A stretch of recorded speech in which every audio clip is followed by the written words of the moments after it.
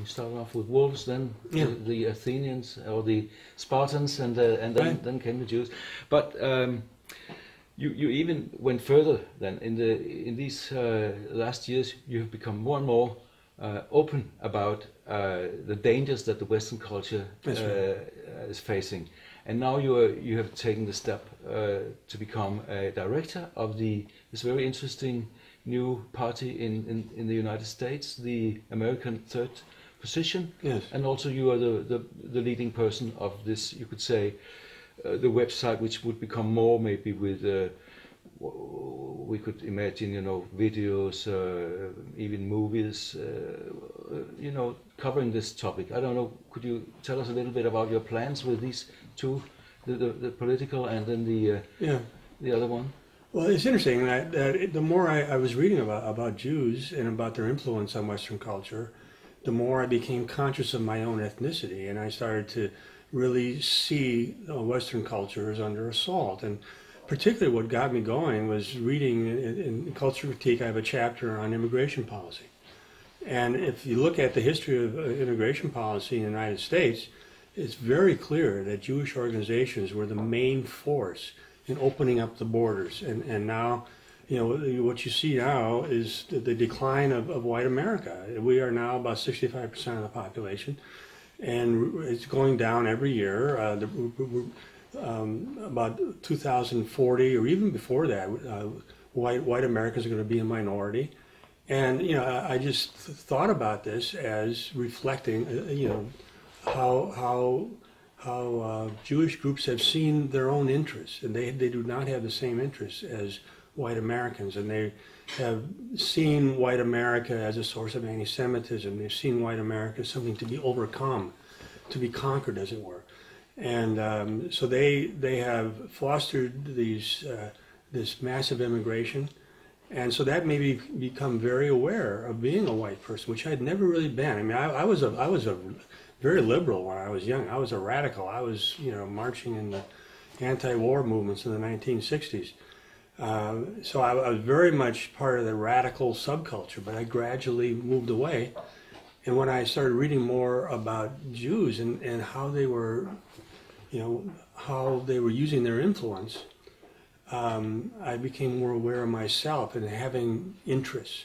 And so being a part of American Third Position is simply part of that, thinking that white Americans have interests. We are the only group in America that is not organized. Mm-hmm. I mean, black Americans are organized. They have the NAACP. Jewish Americans are organized. Mexican Americans are organized.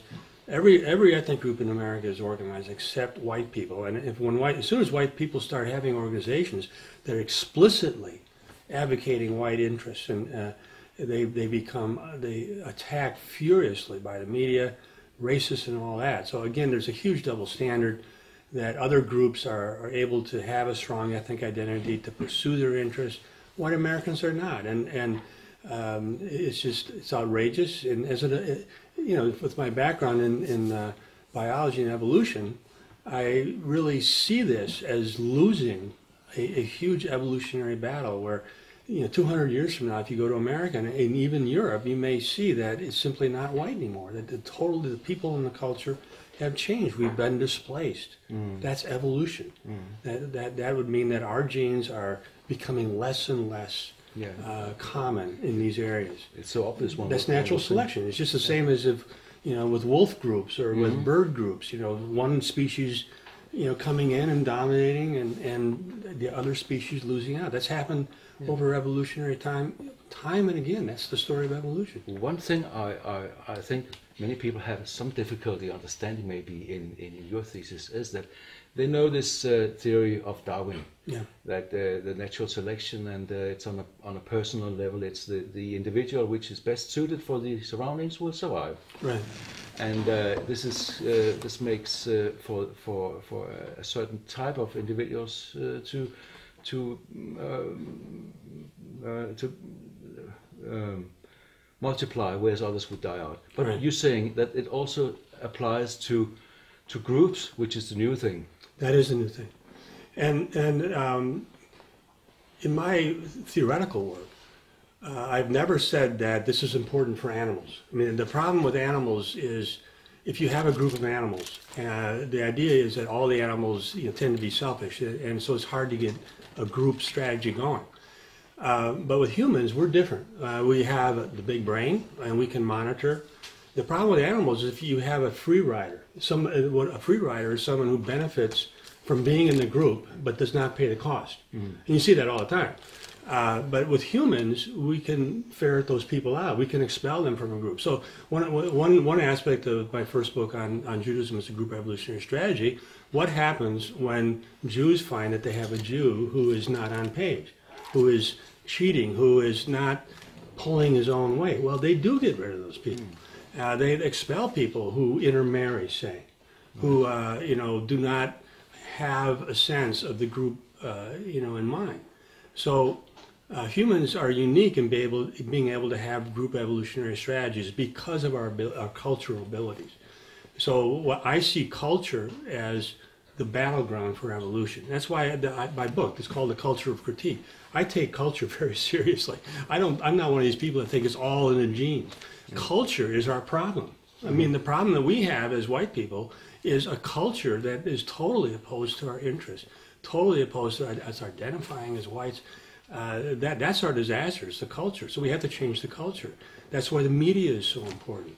That's why, we talk about Jewish influence in the media, because media culture does permeate down to people. It affects the way they see themselves.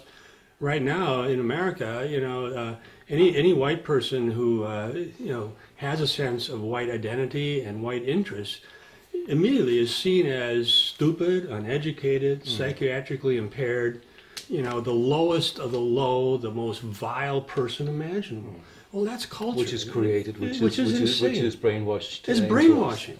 Yeah. In every other culture, having a strong sense of who you are and wanting your group to prosper and do well, that's just fine. Well, that brings me to another point. So you're saying both that the Jews are actually doing this in all these ways, and particularly through these cultural movements which you're going into. Right. And you're also saying, you're saying by that we cannot get around this problem. So probably you say that to people who say you're obsessed with Jews, we can't get around it. Probably that would be. But also another thing, you're saying that we Europeans or white people, we have to stand up to this problem. We have to handle it because we have the main responsibility for being so stupid or so whatever. we shouldn't just blame Jews. Jews have their own interests. They do what they do. They have a strong sense of their own history. They think of European culture and civilization as fundamentally anti-Jewish. When they think of the Middle Ages, they don't think of cathedrals and knights in shining armor. They think of pogroms, and inquisitions and things like that. When they think of 1880 in Russia, they don't think of the Tsar as a good ruler or something like that of his people. They think of pogroms against Jews, and so they see Western history as one long anti-Jewish story, and so we have to understand where they are. But most cultures, I think, are able to would not simply give into these kinds of influences the way we have. And so a lot of my recent research is to try to understand white people. Why have we given up so easily? Why have we fallen for the idea that there's something immoral about us advancing our interests? So I talk a lot about individualism. That white people, especially Northern Europeans, we tend to be very individualistic. We have a hard time, really identifying strongly with groups. We're not very ethnocentric. We're open to strangers and so on, at least relative to other peoples. But it's not that we don't have these abilities at all. Which are good for this world, actually. Well, it is. I think that is why European culture has triumphed. That European culture conquered the world. At one point, I think Europeans controlled about 85% of the surface of the earth. And we're the ones that invented the Industrial Revolution, science, all these things. We have nothing to be ashamed of. But we're also very prone to being too individualistic, and to be very prone to accepting these sort of moral arguments about our own evil. We're very So I talk about moral universalism as a problem that is sort of peculiar to individualistic cultures. Other cultures routinely think about, what's good for me. If you look at Jewish history, it's almost a joke. They'll joke about it themselves. They'll talk about what's good for the Jews. And that's routine. But we don't talk that way. We never say what's good for white people, what's good for Europe, what's good for white Denmark or white America. We don't do that. So we have to get over this sort of Enlightenment mentality that all men are equal, that there's no difference between someone in Africa and someone in Europe or America or something like that. So we have to get over a lot of our own tendencies and understand what our weaknesses are. Do you also see Christianity as a, let's say, a Jewish movement that is even harming us, or at least having a negative effect? Well, I don't really see it as a Jewish movement, and there have been times when Christians have really carried the torch. I just wrote a blog about, because there's a recent article about how the popes crusaded against the Muslims. In the Middle Ages, all these crusades, the popes were behind these things. They wanted to free the Holy Land, but they also wanted to simply beat back the Muslims who had taken over Christian areas in North Africa and the Near East and so on. So there's a long history of good, really, that Christianity has done vis-a-vis the Muslims and so on. But it is definitely the case that Christianity, as it is now, is a huge problem. And in America, we have the Christian Zionists. There are millions of Americans who think the most important thing in the world is to help Israel. And so they are, whatever Israel does, what? Which is pretty strange. Which is very strange. I mean, and they don't care, even when they know that Israelis will have done things to against Christian sites and so on. They have not been at all good to the Christian Palestinians. There are quite a few of the Palestinians were Christian, but these Christian Zionists just blot that all out. They read the Bible in a certain way. They think that if Israel is successful, that will speed the second coming of Jesus and so on. Those kinds of ideas are just completely maladaptive. And well, the Catholic Church too. The Catholic Church in America now, they are foursquare behind immigration. They want as many Mexicans as they can to get up into America because they're Catholic partly. They don't see things in racial terms. They're very universalist. They want to convert Africa. They won't mind bringing Africans up to Europe. A lot of them. Easier to convert them if they come to you. Pardon? It's easier to convert them if they come to your home. It's as if converting them to the same religion would really solve the problem. Is that going to raise their IQ? Is that going to make them into less violent and so on? It's not. It's not going to change things, and so you have to start seeing things as racially, or you'll just be completely led astray. But so few Americans, explicitly see things that way. Actually, one of the things I talk about is implicit whiteness, where white people get together in groups, and they don't talk about being white or anything. But if you look at the people in the group, they're all white. If you go to, for example, NASCAR races in America, very popular sports car races, 100% of the audience, and the 200,000 people going to these races, they're all white.